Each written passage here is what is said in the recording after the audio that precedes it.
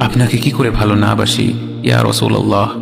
যখন আপনি আমাকে ভালোবেসেছেন সেই 1400 বছর আগে, যখন আপনি আমাকে মিস করতেন, আশা করতেন যেন আমার সাথে দেখা করতে পারেন, অথচ তখনও আমি জন্মই হইনি। সেদিন সাহাবীরা আপনার চোখে পানি দেখে বলল, ইয়া রাসূলুল্লাহ, আপনি কাঁদছেন কেন? আপনি বললেন, আমার ভাইদের খুব দেখতে ইচ্ছা করছে। সাহাবীরা বললেন, আমরা কি আপনার ভাই নই ইয়া রাসূলুল্লাহ? আপনি বললেন, না, তোমরা আমার সাহাবী। আমার ভাই হলো তারা যারা আমার পরে আসবে এবং আমাকে কখনো না দেখেও তারা আমাকে বিশ্বাস করবে।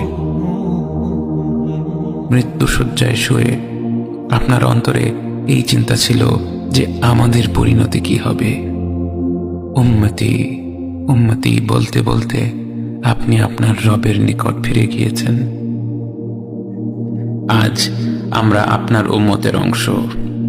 বিশ্বজুড়ে আপাত দৃষ্টিতে আমরা হচ্ছি সবচেয়ে অপদস্থ, নিরুপায়, পরাজিত, লাঞ্ছিত, অথচ বাস্তবে আপনার উম্মতের অংশ হওয়া যে গোটা বিশ্বের সব সম্পদ পাওয়ার চেয়েও মূল্যবান ব্যাপার।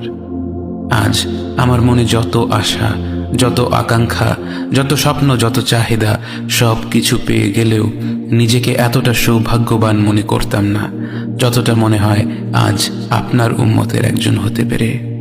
কাল হাসরের ময়দানে যখন গোটা মানব জাতি এক নবী থেকে আর এক নবীর কাছে ছুটে যাবে, আল্লাহ যেন বিচার প্রক্রিয়া শুরু করেন এবং প্রতিটি নবী নাফসি নাফসি বলে মানুষকে ফিরিয়ে দিবে। অবশেষে যখন সবাই আপনার সামনে হাজির হবে এবং আপনি গোটা মানব জাতির প্রতিনিধি হয়ে আল্লাহর সামনে সিজদা করবেন, সেদিন আপনার উম্মতের সদস্য হওয়ার পূর্ণাঙ্গ মর্যাদা প্রকাশ পাবে।